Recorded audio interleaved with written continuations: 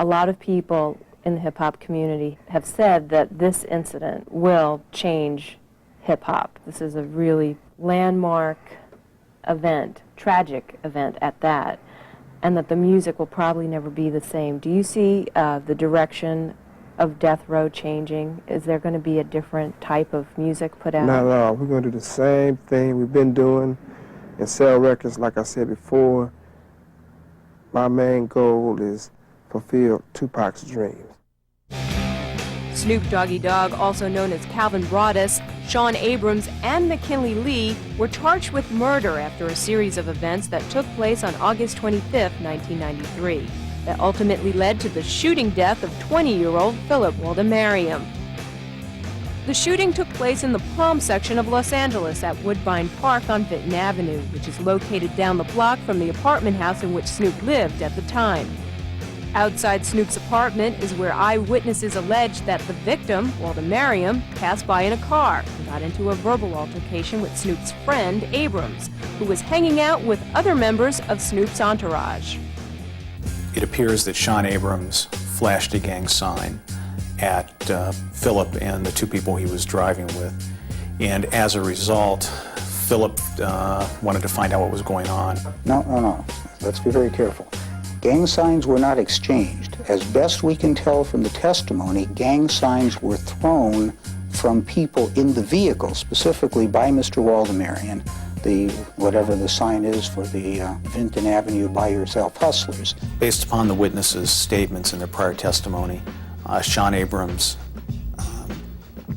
indicated that he was a member of Long Beach Insane, which is a Crip set. Where was Snoop positioned at that time? Snoop was upstairs in his apartment. He wasn't on the street or involved in this confrontation at that point, if you want to call it a confrontation at all.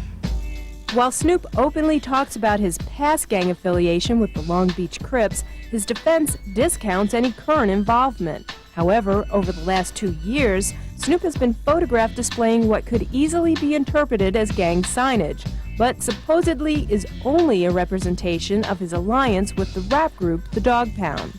The gang membership of any individual really isn't the focus of this case.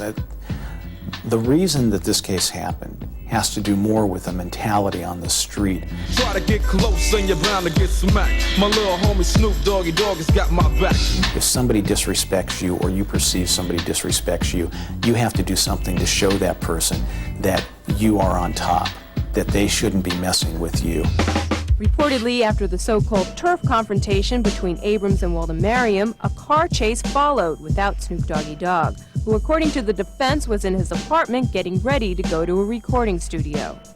Sometime after the chase, Snoop got behind the wheel of his 1993 black Jeep Grand Cherokee with Abrams in the back seat, bodyguard McKinley Lee on the passenger side, and possibly a fourth person. The Jeep ended up passing by Woodbine Park, where Waldemariam was at a picnic table eating with friends.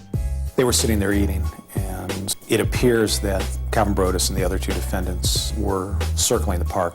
Once the Jeep stopped, the victim, Philip, got up and sort of made a motion to the Jeep like, hey, what's up? What do you guys want with us? It appears that he was called over by McKinley Lee. At that point, he started walking over. The Jeep doesn't stop here because it sees the people. The Jeep stops here because apparently Mr. Waldemariam, according to the evidence, gets up on top of this picnic table and starts flagging the Jeep down, indicating with his hands up, what's up, and that's what apparently causes the Jeep to stop. At that time, allegedly another verbal altercation took place between Abrams and Waldemariam.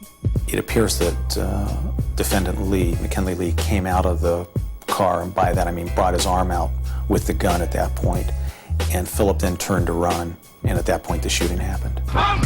The defense's theory differs, alleging that while standing approximately 10 feet from Snoop's Jeep, Waldemariam raised his shirt, displaying a gun in his waistband.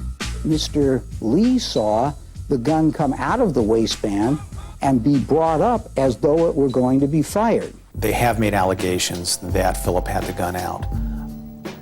At this point, based upon the evidence I have, I assume that Philip had a gun. And it is possible that Philip may have been reaching for it at the time he was shot. But given the scenario of how this thing actually happened, the claim of self-defense really falls on Philip. Following the shooting, the Jeep driven by Snoop left the scene. All three men would later claim the shooting was in self-defense. I know it wasn't in self-defense. I don't even call it murder.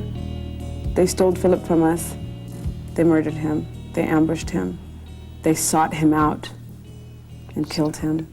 The Waldemarian family, who have attended every pretrial hearing, say they are outraged over the success Snoop Dogg has had while out on bail, including winning numerous music industry awards, selling millions of records, and performing the song Murder Was the Case on the 1994 MTV Video Music Awards.